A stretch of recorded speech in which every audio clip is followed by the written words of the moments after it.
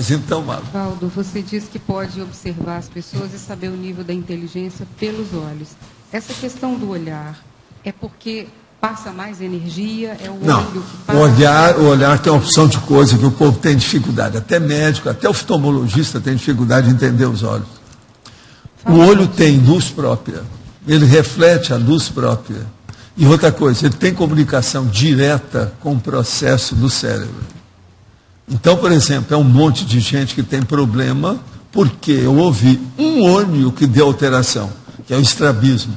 Quando isso é muito grande, perturba a cabeça dele. Ó, acabou de falecer um cara que era assim, Kirchner, da Argentina. Um outro é aquele seu colega lá, seu amigo lá da sua terra, Sartre. Você quer mais exemplo? Você quer mais exemplo do que o Sartre? Não, quer mais exemplo que o Sartre? E assim tem um monte deles. Então, esse povo precisa ser examinado. Então, o processo de olhar é coisa séria. Agora, isso, do ponto de vista que a gente está falando, que todo mundo vê da medicina. Agora, vamos olhar do ponto de vista parapsíquico. Existe um negócio que chama triscagem. A hora que você olha para a pessoa e vê. Isso aí é impressionante, com o tempo, você entender o processo da triscagem. Desse povo todo, por exemplo, que é muito conhecido aí, que vocês já ouviram falar, o cara que eu conheci, que triscava mais, era o nosso amigo lá de... Arigó. O Arigó triscava, que era uma coisa impressionante. O Chico entendia o processo de triscagem dos outros. Ele de vez em quando chegava e falava assim, meu filho, você viu fulano? Ele trisca. Vamos examinar ele, vamos ver o que a gente faz. Vamos ver se é positivo ou negativo. Ele sabia disso. Então, tem muito mais relação entre a energia, o nível de inteligência e os olhos do que as pessoas... Aqui, desde a antiguidade, eles falavam que os olhos são a alma, as janelas da alma. Então, a alma aparece pelos olhos. Balzac era um bom leitor de olhos, porque se você passar um pente fino assim agora, na obra inteira... Tem vários nomes que eles usam isso na coisa escrita. Agora, o processo, quase sempre hoje que eles gostam, é a chamada comunicação visual. É isso. Você mesmo já andou estudando essas coisas. É a linguagem visual, a comunicação visual, a informação visual. Eu, por exemplo, a primeira coisa que eu olho numa pessoa é isso. Mas agora, os olhos, em seguida, são as sobrancelhas. Você vê como é que é a situação, que é o que compõe a moldura do olho. Na questão, por exemplo, de cosmetria, de fazer, você está entendendo? A maquiagem, o processo da sobrancelha é importantíssimo. Alinhamento, né? Alinhamento. De vez em quando eu vejo, tem certa senhora que chega aqui com a sobrancelha e entrega as baratas, mas eu não tenho ambiente para falar. Se ela fica mais tempo, aí eu abro o jogo. Há pouco tempo eu falei com uma aí. Raramente eu falo. Assim, ó, você tem que dar um jeito, seu negócio, você está virando uma múmia por causa disso aí, dá um jeito. Disso. Fui explicando. Falei assim, anota tudo para você estudar em casa. Então, desenvolver... Então, o processo da apresentação é sério, muito sério. Desenvolver uma leitura ótica parapsíquica, então, é bem interessante em termos de você fazer o povo quer estudar clarividência. Né? A primeira coisa que devia estudar é a aparência, o visual, a força presencial das pessoas, para começar a entender o que é clarividência. Senão não adianta não. A parapsicosfera, por exemplo, da pessoa, ela vem depois disso. Tem que examinar isso tudo.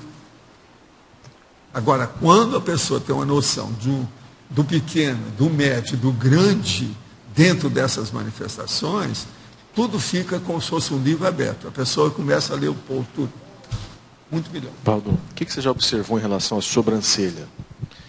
Sobrancelha é a base do processo do rosto. Uma pessoa vai fazer maquiagem. A primeira coisa que tem que ver são os olhos com a sobrancelha.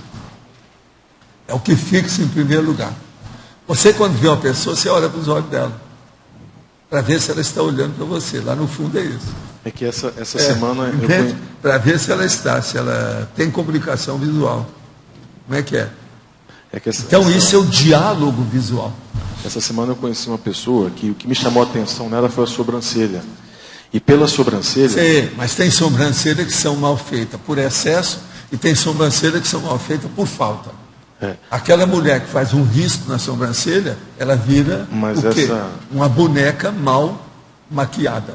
Não, essa pessoa era natural. Agora, aquela que tem tipo sobrancelha do Monteiro Lobato é porque é burro, não entende de... Então, ele fica com aquele negócio de macaco. Entende? A hora que aqui, ó, a sobrancelha junta com essa, isso é macaco. Isso é o primata. Monteiro Lobato é típico disso. Olha lá como é que ele era. Eu não conheci o Monteiro Lobato pessoalmente, porque se encontrasse com ele, eu falei assim, olha, é bom tirar isso aí. É macho, eles não entendem isso. A sobrancelha feminina mais bonita que eu já vi, Valdo, é a da Kim Novak. Entre os olhos e a sobrancelha é uma simetria, assim. Não, isso tudo influi, né? A simetria influi. Vale a pena. Mas o processo nosso, como ele está perguntando, então, a sobrancelha é uma coisa seríssima, a gente tem que ver. Agora, é muito homem boboca que não entende nada disso, que tem sobrancelha de primata. Isso é um fato. Agora, Valdo, você acha que Entende? isso tem Eu, relação... como estudei muito essas coisas, mas quando eu fui para lá, eu já sabia disso. Quando eu fui estudar os negócios com o Sakurai, eu já sabia dessas coisas todas. Em Hollywood, eu já sabia disso tudo. Professor, você acha que tem relação com a personalidade? Por exemplo, sobrancelhas que são mais delineadas, mais enviesadas? Não, arqueada, aquele negócio, tudo depende da composição do rosto. Tem que ver a composição, os traços da linha do Foi rosto. isso que me chamou a atenção. Quando eu olhei a sobrancelha dela, me veio a informação de personalidade forte. Agora, ó, outra coisa. As mulheres, principalmente as mulheres, devem evitar uma maquiagem que a coloque artificial. Quanto menos artificial seja e mais natural seja a mulher, melhor. Isso aqui é um princípio. A maioria esquece isso. Porque chega num certo ponto que a pessoa virou uma coisa que é uma coxa de retalho. Ela não sabe o que é que começou mais. Já fez tanta plástica, já mudou tanta coisa, já que virou um produto artificial, você está entendendo? Mal feito, mal acabado. Então, nos Estados Unidos, o que piora mais nisso é o nariz. Você vê os narizes que são mal feitos, porque nos Estados Unidos tem muita cirurgia plástica mal feita. E faz uns narizes esquisitos. Você olha, e essa aí não vai, é boboca. Você vê só pelo jeitão dele. Não, Michael Jackson já era pirado, aquele era totalmente anormal. Ele era um caso patológico, todo mundo sabe disso. Né? Ele não pode servir nem de exemplo, porque ele era patológico. Tudo dele, muita coisa dele. Tudo pirado, maduro. Agora, olha, a humanidade, vamos dizer, nós chamamos aqui, como eu estou chamando, com sim convencional. A humanidade com sim convencional gosta dos doidos, dos excêntricos, dos loucos, dos pirados.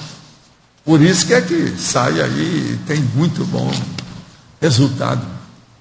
Olha só, a maioria desse povo aí que são aclamados, são ícones e ídolos, tudo está usando cocaína. Então veja, isso são as consciências convencionais que aplaudem esse povo. Tudo é uma loucura. Vocês viram ontem, por exemplo, São Paulo na Avenida Paulista, no Rio, na Copacabana. 2 milhões de pessoas e o povo antes. O que é que estava falando daquilo? Gente que veio do fim do mundo, etc. falando. Consciências convencionais. Eu acho até um perigo quando você fica naquele mundo, 2 milhões de pessoas juntas. Isso é fronteiriço ao suicídio. Eu acho um perigo. Eu nunca entrei numa multidão grande assim. Um happening, que você não tiver saída. Eu vou num lugar, tem 50 pessoas, eu vejo onde é que é a porta. Isso é regra.